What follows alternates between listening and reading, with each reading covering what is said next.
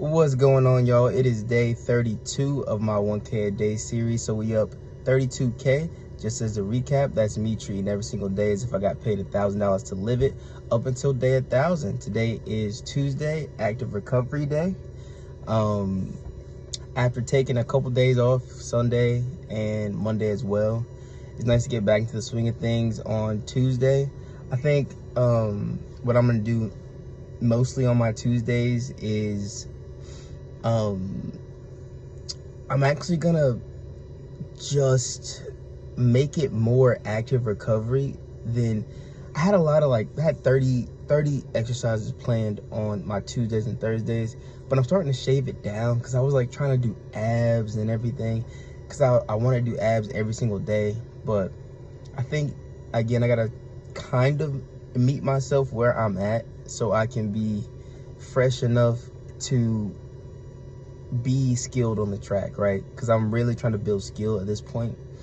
I'm trying to build skill and muscle memory, so I think I'm gonna dial it back on abs Tuesdays and Thursdays on my active recovery days. I do abs Monday, Wednesday, Friday, Saturday, and Sunday.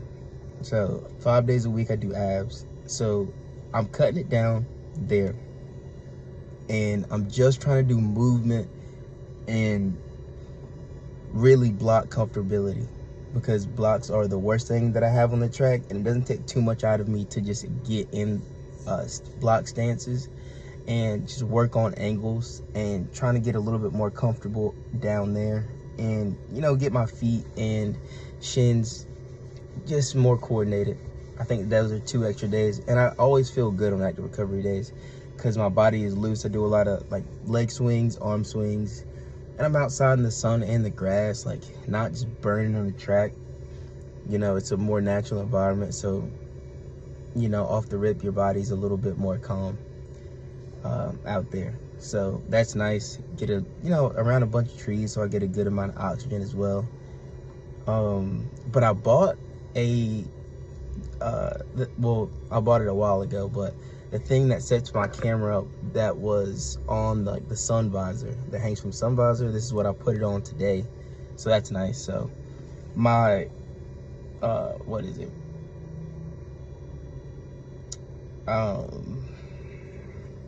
my microphone is coming soon, which is nice, so the audio will be better there, and it'll just be straight from my chest. I mean, it's kind of close. I don't know like how close it is. Day 32, a test run. But yeah, better get ready to head into work. But I noticed something about my big toe. I noticed that my big toe is basically it's a lot of power comes from your big toe, and a lot of what track is being able to put force through the ground. And I'm starting to realize, just trying to stand on my tippy toes, that I often just shove a lot of force to the outer 4 toes, and my big toe is just very stiff and painful. I stood on my tiptoes and I realized my big toe was very painful.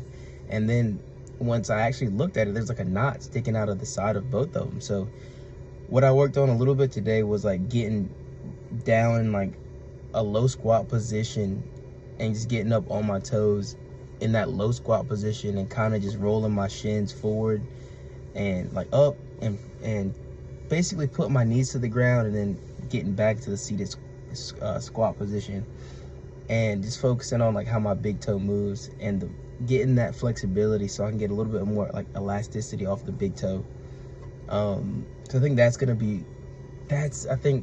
what is really messing up my block start. I don't think what's messing me up is, I don't think it's really a mental thing. I think it's more of a physical, I think it's more of a physical inhibitor.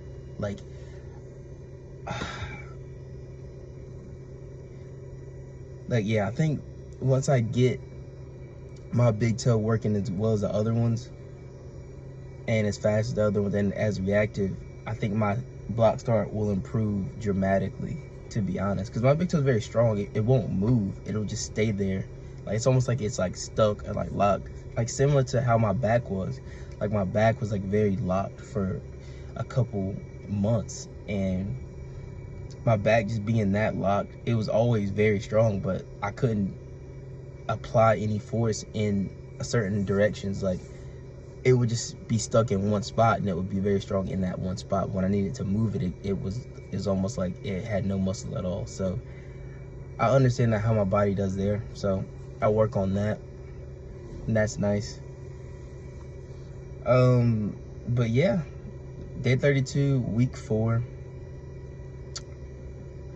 I'm kind of happy where I'm at. Happy to get into tomorrow and get into some. Happy to get into I'm happy to get to tomorrow and get back on the track and get to sprinting. Tomorrow's gonna be tempo day. It's nice that this routine is a little bit less new to me now. So just kind of tweaking it. I'm still tweaking it a lot in week 4, to be honest. But, you know, just getting closer. And that's how anything is, man. It's like, at the beginning part is the worst part of all of this. Today is not nearly as bad as 2 weeks was, or 2 weeks ago was. It's not as good as 2 weeks from now is gonna be. You know, I just feel as if as long as you keep going, the worst days are gonna just start piling up behind you. And those tough days that's what you get your confidence from, right? Like, the confidence doesn't come from external validation. The confidence comes from the bad days and working through them and living through them and knowing that you actually got better.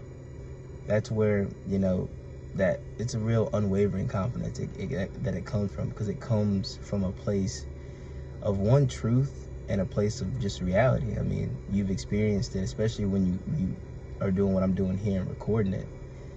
You actually get to play it back and watch yourself. So that's just a little nugget for today, but I'm gonna go ahead and get ready for work. I will see you guys tomorrow.